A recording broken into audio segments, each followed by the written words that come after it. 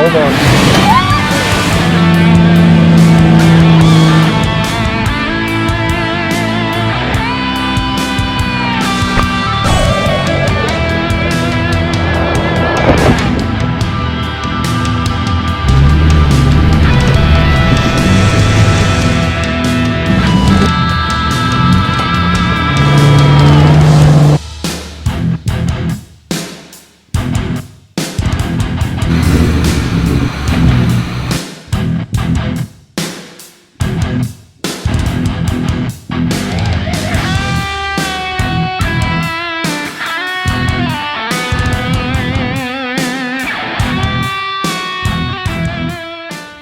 Hey guys, welcome back to the channel. John here. It's time to start building our dreams, and that is truly what we've been doing with Project Rampage.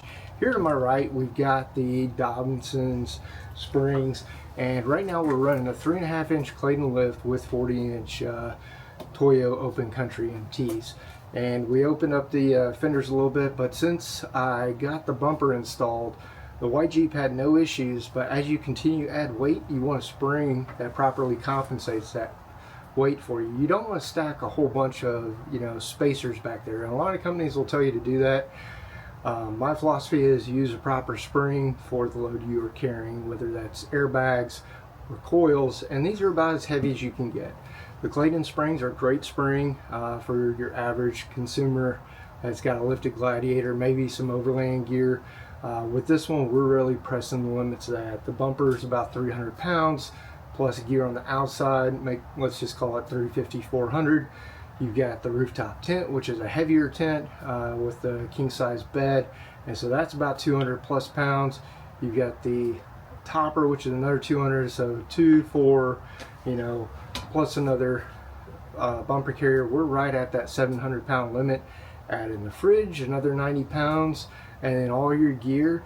You're really pressing the limits. You take that 300 pound bumper away, you can haul a lot of gear with the Clayton springs.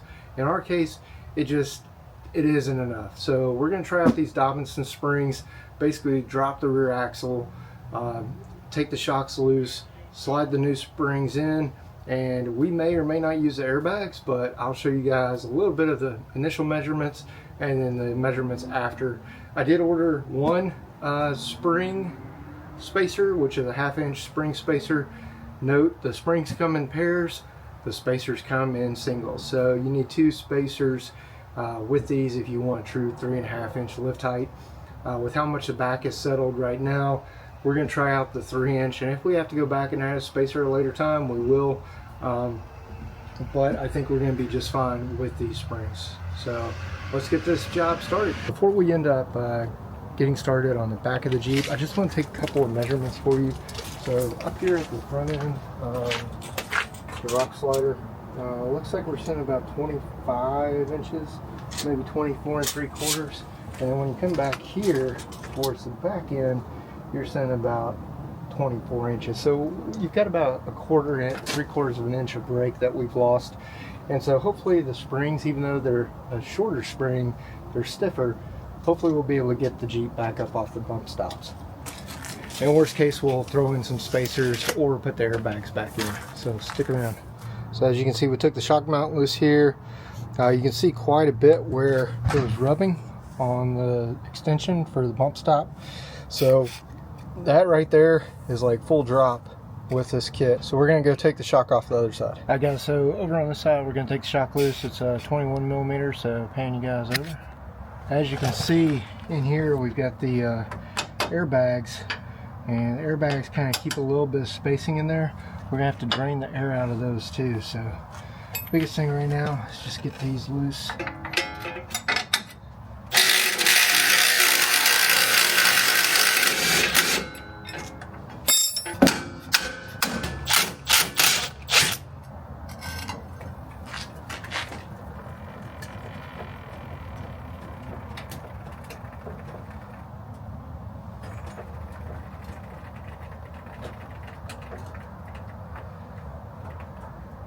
So on the bumper, I just drilled in this plate right here, and that's where I put my airbag valve stems so I could do my airbags inside my coils.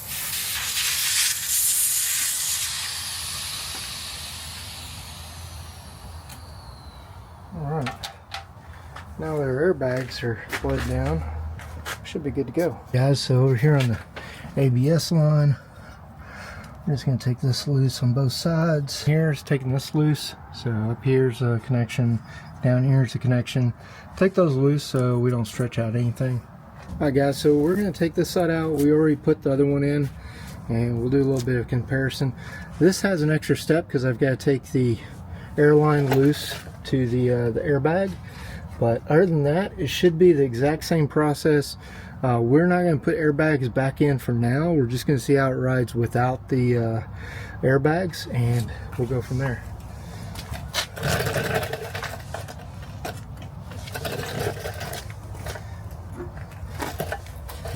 Again, we've got the suspension all the way down.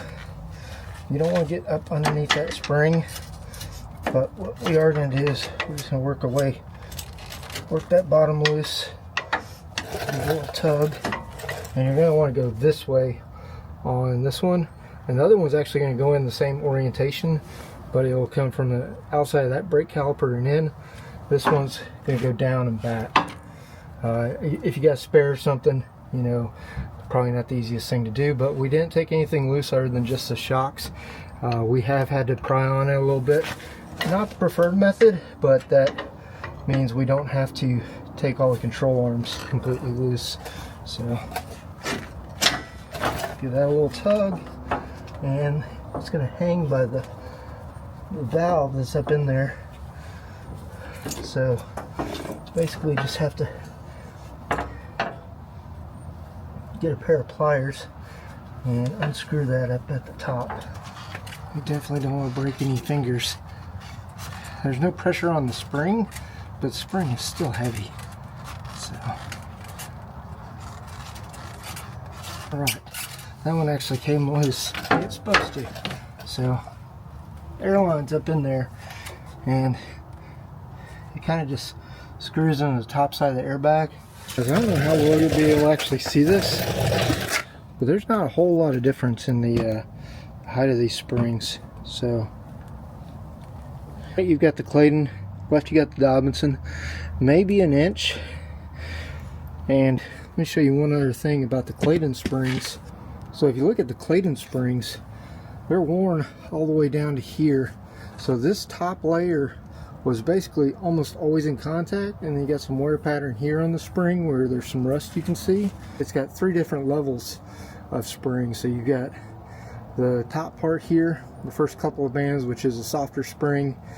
Down here you got a little bit heavier spring, and then down here is the heaviest part of the spring. So they are true 888 HD coils. I like them, but again, my Jeep is getting to where it's too heavy for these, and hopefully the Dobbinsons will do a little bit better, but we'll see. So just like when we did the lift kit, there's a tab up here that's going to go back kind of towards the back side of the spring perch, and then there's a lip here which is going to go with the top coil. So you want to make sure your coil's rotated around, locked in that groove, and this is in that hole. So as you lift up on the back of the Jeep, you're going to want to adjust these some so the coil spring is good and seated. And then we'll slide the coil in again from this back angle, just like we did when we installed the lift kit. The other thing about the Dobbinson spring is you got one that's marked left, this one's marked right. So this is the right side of the vehicle and the other one is the left side. So yep, this one says right side, and you're just going to kind of loosely fit this together. Again, we've got the axle dropped almost all the way down, and when it sits up in the Jeep, it's going to have that angle there, so you get a good square lift on the Jeep. So you want to feed the top part in first, followed by the bottom end. So there's the top part. This one went on a lot easier.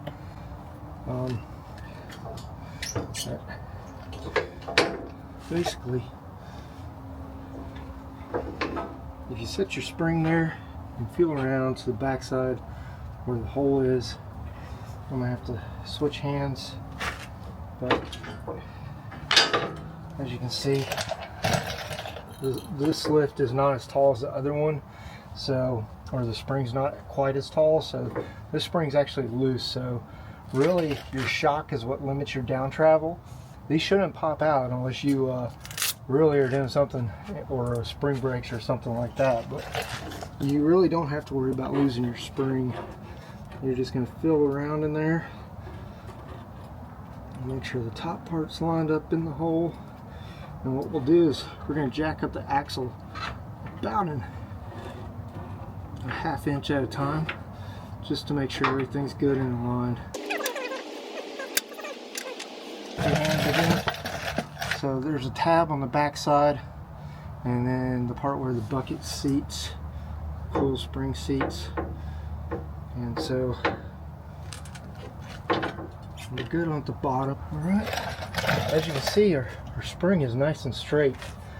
That's why you want to make sure you use the correct side and make sure the spring is how it is. When it collapses, it's like an accordion. If you do get any bow, ideally the bow will be on the back side, or sometimes it'll come to the outside. Move some to cycle the suspension. Here's good. I'm gonna go check the other side. Just double checking everything's aligned. We let the axle down just a little bit to do the other side, and now we're ready to come up with it.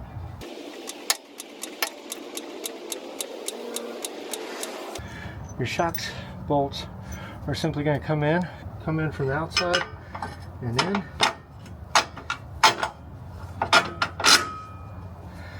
Now your suspension fully drops. You don't have to worry about losing your spring. So let's go do that the other side.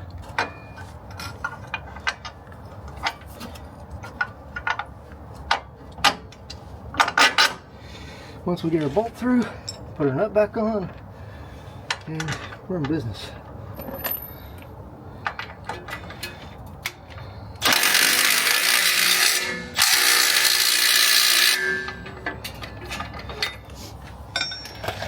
Let's go do the other side.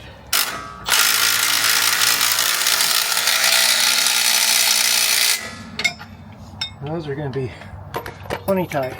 We can come back with a torque wrench and check them. Biggest thing is, luckily we didn't have to take the control arms off, because that can be a real pain. If you do run into an issue where you've got to replace your control or loosen your control arms, loosen them up here, and then you can move the axle around. The other thing we didn't do, we did not disconnect the sway bar end link. You may have to do that. So that's pretty much it, guys. We didn't have to connect anything, but if you did, loosen these up here at the housing or where the bracket is, and you should be good. One thing we've got to do is we've got to put the 40s back on, and those things are a beast. So I'll get that done. We're just going to police everything back up, connect our wires for our ABS system, and then we'll be ready to put the tires back on. But pretty easy project as far as replacing rear springs. Couple hours tops, and not too bad as long as you got the right tools.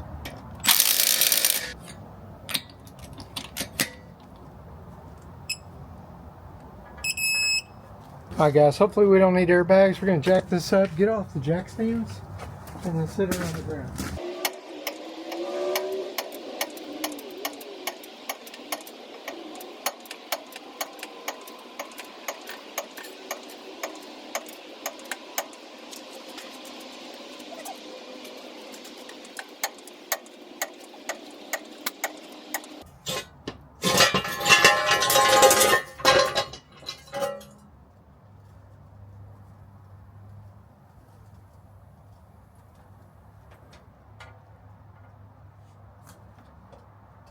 Alright guys, so here's the truth. We're going to do our final measurement here. A little bit over 25 up front, 24 to the bottom of the rail, and back here it did not work out as planned. We're sitting at 24 still, so still need to come up another inch. Maybe we'll add airbags back in. Maybe we'll go back to Clayton coils. Regardless, I'm not very happy. The other option is put Rampage on a diet.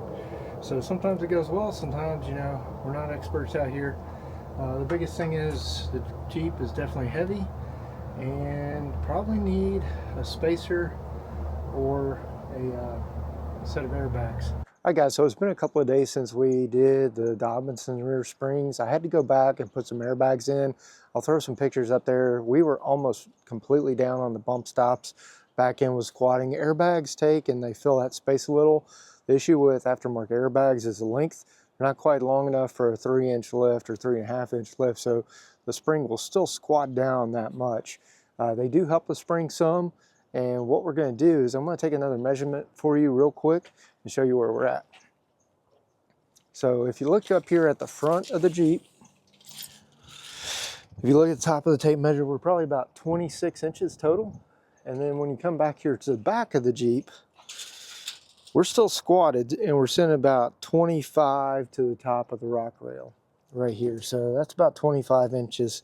What I did is I ordered some spacers. Now these are aluminum from Icon, and you can use spacers. So the thing I liked about these is they go on the bottom. So the coil is going to stay compressed, and this is going to add height on the bottom. The top, the thing I like about having the airbag and the puck in there is it kind of spreads out the load on the actual spring perch itself. And this is just going to raise all that up. So we'll still get our downward travel, but when we add our 1.5-inch spacer in here, what we can expect is to be somewhere around 26.5 in the back. So that'll bring us up with a little bit of rake. Again, my airbags are probably about 30 PSI right now. As we drop those down, it will sag some. But this will give us something, you know, to help level out the Jeep a little bit. I'm not a huge fan of spacers or airbags. I'd much rather have a coil that'll support the load. I'm not going to give you guys an exact weight, but we are extremely heavy in the back. Once you add in a topper, a tent, a spare tire carrier, really it's a spare tire carrier that put us over. You know, that's 300 pounds plus a 130-pound tire plus 75-pound jack plus water, and then all the tools I carry with me on the trail and when I'm not and about in the Jeep, because I like to help people out. Not everybody knows how to turn wrenches, and hopefully I can help you out if you're broke down on the trail and I happen to bump into you. Don't call me to be your tow truck though. With that being said, I think this is going to give us the rake we want and the lift we want at about 26 inches, and it should match up to the front. I mean, we're just a little bit over 26 up front, so I think that's going to make us nice and flat, and that's going to make sure we've got a good breakover angle and everything else that we want to have when we're using the Jeep Gladiator. So I'm going to reposition this, get it up on jack stands. Unfortunately, got to take the tires back off, take the shocks loose, drop the axle down so I can get that space under there. If I have to use spring compressors, I will. I thought about putting them on and then lifting the Jeep, but you know, these springs are pretty heavy duty. They could actually snap the spring compressors I've got, because some of the ones out in the market, they're only rated for like 2,100 pounds. And so we're getting really close to that with all the weight of the Jeep back there. And so we're going to do this the safe way. It's going to be the long way. It's going to be the hard way. Get the Jeep on jack stands, rustle the 40s off, and then we'll take and install the spacers between the coil springs and the perch that they're on. So should be a fun little project. Stay tuned. So it goes without saying that you never want to be underneath the vehicle once you got a good set of jack stands. So, hi guys, for tires it's pretty easy. Just use your chuck if you get the special nuts like mine. Take them loose, crisscross pattern, roll the tire off to the side.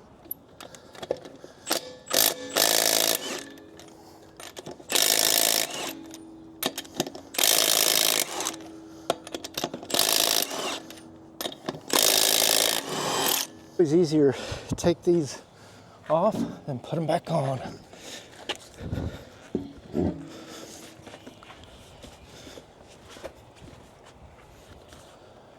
£139.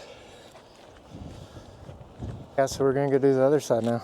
One thing I will show you, I've got a couple of new batteries. This one's a 4.0. I got a couple of 6.0s, and that just helps you not have to recharge batteries as much. So we're just gonna walk over here, take the lugs off the other side, and yeah, I'm breathing hard, man. Getting old. Lugging around 40s ain't easy.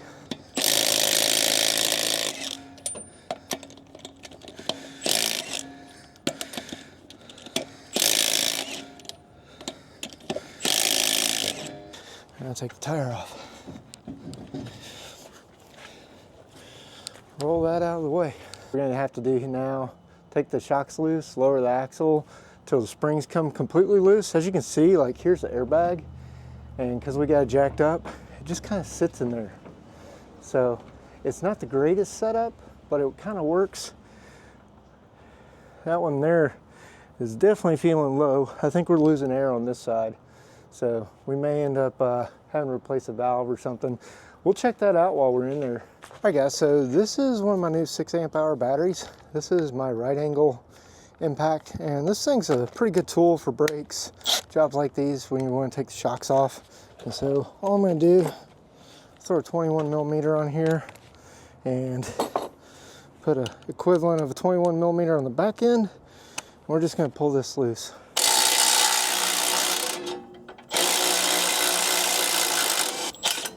There we go. As you can see, we had too much pressure going down on the shock. So that one came out. Just push it out of the way. I'm gonna go over to the other side, take that loose. Same thing. You guys don't want to see that. Okay, so one thing you want to do is make sure you take this loose. On the Clayton kit, I just zip tied it back. And then up here, you want to take that loose. That way when the axle drops, everything is nice and loose. So let's go do the other side real quick. Up here at the top, take the ABS line loose. And down here, take the ABS line loose. And that way everything just hangs. That way we're safe when we drop it down.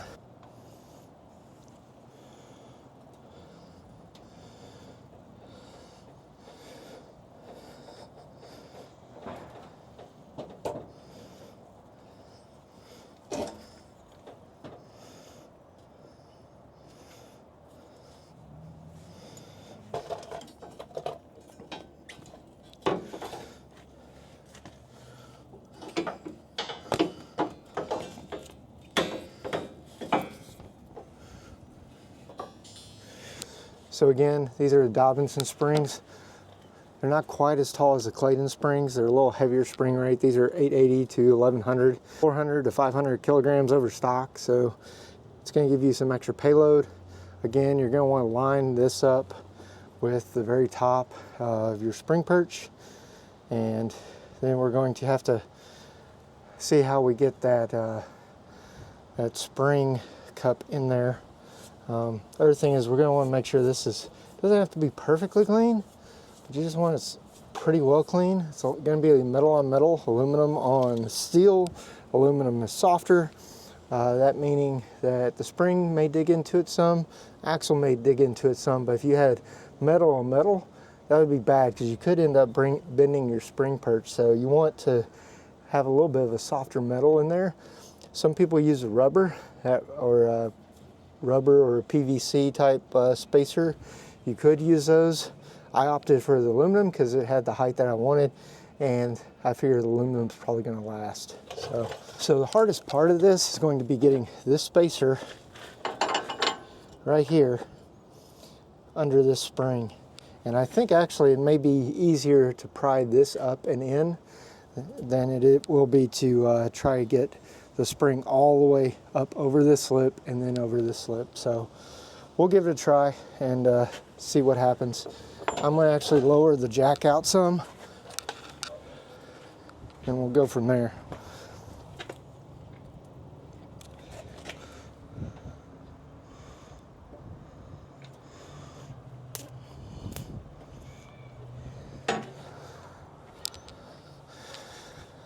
So I basically just put the lightest amount of pressure I could on the spring so that I can push this down as needed. And it has some give with those bushings in there. If you absolutely had to take a control arm loose, you could. I'm not a fan of that if I don't have to, because those are a beast to torque. So we're just going to put everything together how we had it. Get our airbag in, get that started. And then at the top, there's a, kind of hard to get up there with the muffler. There's a little rubber tab. You're going to want to orient that. There's a hole up in the backside. You really can't see it on this because of the where the spring pocket is.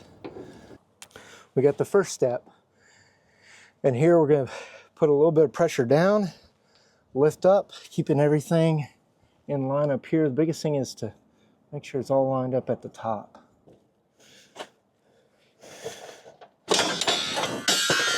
That's the most dangerous part of it. That's under a lot of load when you do that. So don't get your body in the way for sure. All right, guys. So here we're round 2. All right, guys. So here we're using a spring compressor, and these things can be extremely dangerous. Every time you tighten this, it's putting you under load. So you do want to be careful with these. They can come loose. They can break. So far, this is an older Harbor Freight one, and all we needed was about a 1/2 inch. So we may take it a little bit more than a 1/2 inch, but what we don't want to do is start getting it too tight. Biggest thing is we don't want it to come loose while we're trying to put our spring in there. So just a few threads at a time. Because if the spring does hit the ground again, all this stuff could go flying. So hopefully we're almost where we need to be. Problem is now we've got to get everything back into place with our spring. Just going to try to set this up into place. Try not to get onto the spring compressor itself. And now we've got, with the spring compressor, got a lot more room up in there to do what we got to do. We're going to try to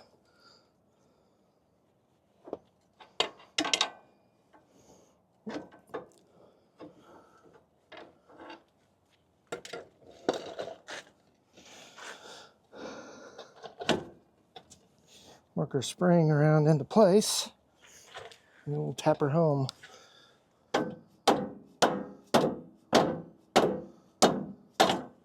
All right. Now, because we got enough compression on there, we can get everything lined up where it's supposed to be. And we got our Icon spacer, Dobbinson spring, and our Airlift airbag. Last thing I'm going to do is I'm going to ugga-dugga this a little bit more just to make sure it's tight and we don't have any more leaks. This one fought me. I didn't have the jack where the axle torn all the way apart when I did this one. Basically, you got to push the airbags in there, and these airbags are from a Ram 1500 Classic, so you can get that. That's the tallest airbag basically that Airlift makes. I really wish they made something that was, 3 inches taller, because by the time you put that in there, look how much of a gap you've got. You've got almost a 6-inch gap. You can't get the space in here that you really need. And it's got a spacer here at the top. This is probably a 2-inch spacer that sits on top of the airbag. That one comes with the Gladiator kit.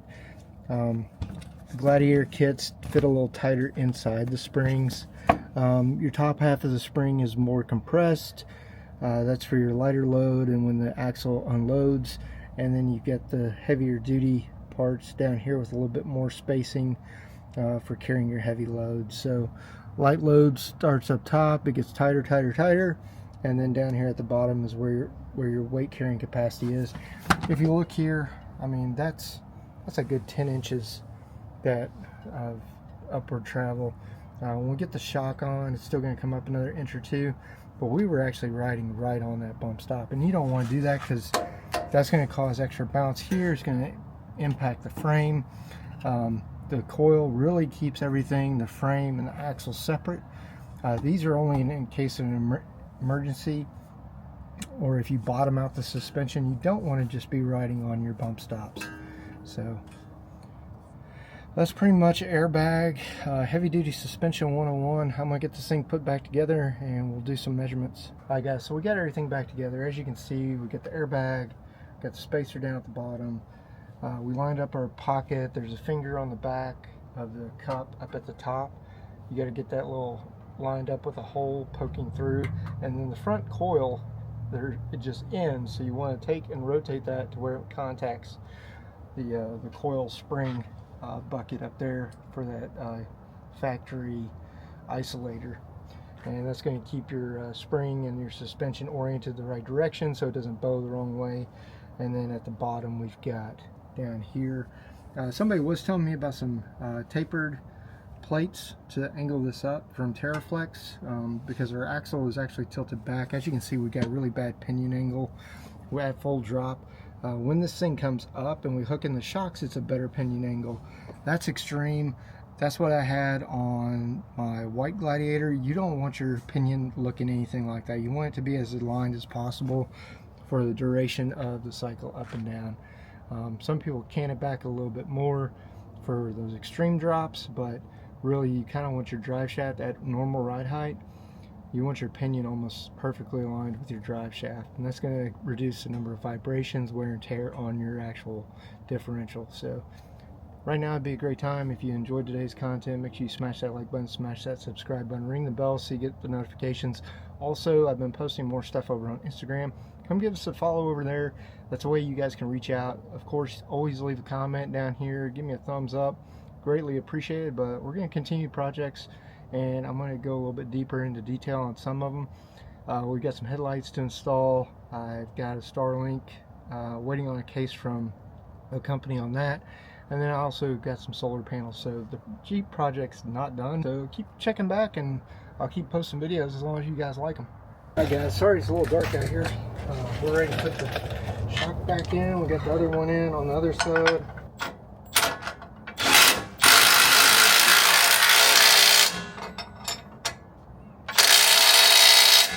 Alright guys, so last thing we're going to do is we're going to put our wires back on for the ABS sensors. Run those back into their hangers, and that just keeps everything tight up out of the way of the tire. We'll go get the tire and put on. Alright guys, so like a piece of heavy equipment, we're trying to move the Jeep to the tire the best we can. My headlamp keeps dying, so alright, got one corner on.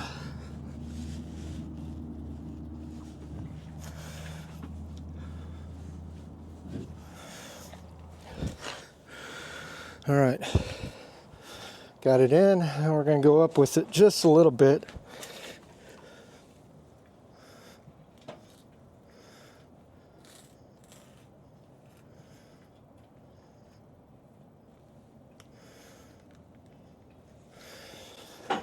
Alright,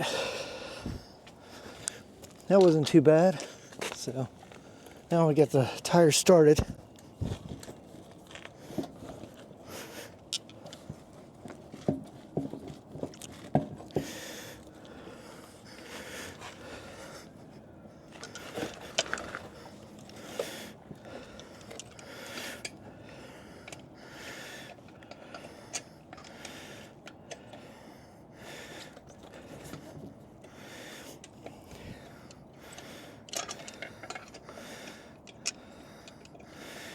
We're just going to get one started, just so the tire doesn't fall off.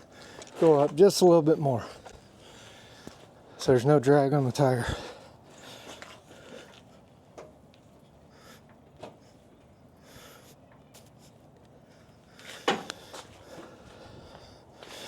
Alright, now our tire can freely slide all the way back on there.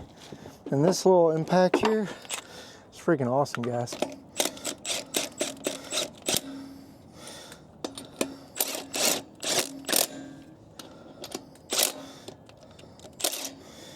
That's why you always want to put them on first by hand. You don't want to accidentally cross-thread a lug nut, that's for sure. Once we get it started by hand, then we can run it down. Changing a stud because you cross-thread a lug nut, not fun. And so since I've been doing this a few times, I know my impact and my tools. Once it stops, that's pretty good, and we'll bring out the torque wrench just to verify everything. Again, with a 40, you want to make sure these things are all the way seated, because you don't want any twisting or warping of your axle flange. So just to show you guys. I'm gonna go grab my torque wrench. We'll torque these to 130 foot-pounds. So here I've got my Quinn torque wrench. It's a digital. It beeps when you hit the max. And so having a torque wrench is a must, even if you're just rotating tires. So in this case, we've got a 21 millimeter socket, got our adapter, and we're just gonna torque these down. And again, you're gonna go in a crisscross pattern. Righty-tighty, lefty-loosey. Once you hear that solid beep, you'll see it actually got 135 on there. Hit the start button, come around opposite side. Again, in a star pattern, crisscrossing on your lug nuts.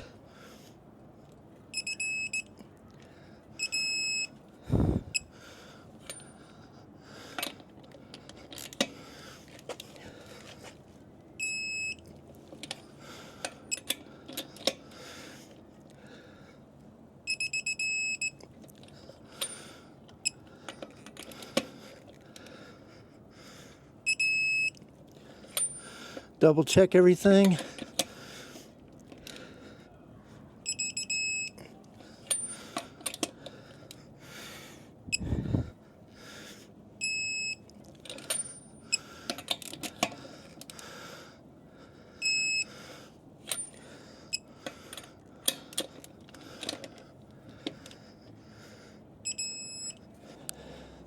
So we went around it twice. It's always good to go over your lug nuts 2-3 times just to double check the torque. Last thing you want is your tire chasing your vehicle down the road. So I'm gonna go do the other side and then we'll get some measurements. All right guys, so let's measure this out. Up here, we were about 26.5 inches. Right now, we're sitting right here at about 26.5. When we walk back here, we're about 26.25, 26.3/8. So we're right where we want to be with the leveling kit. The only thing we haven't done is add air. So when we add 5 to 30 pounds of air, it's going to bring up the back quite a bit. So we'll start off with 30 pounds. I'll show you guys kind of what that looks like. So again, we were at 26.25 in the back. Everything will settle in some. And right now, we're up to about 26.75. So that's good. That means we got our rake back. So no more Carolina squat truck. You guys, hope you enjoyed today's video. If you would, smash that like button, smash that subscribe button, ring the bell so you get the notifications and keep coming back for more. Sometimes our outros don't always work. It's great to hear from you guys. I really appreciate the comments. Appreciate everybody that's been asking about the Jeep. We look forward to seeing you guys after the new year. If you see this before Christmas and the holidays, I just want to say happy holidays, Merry Christmas, and Happy New Year to you from my family to yours. It's a new year, new you, so get out there and start building your dreams.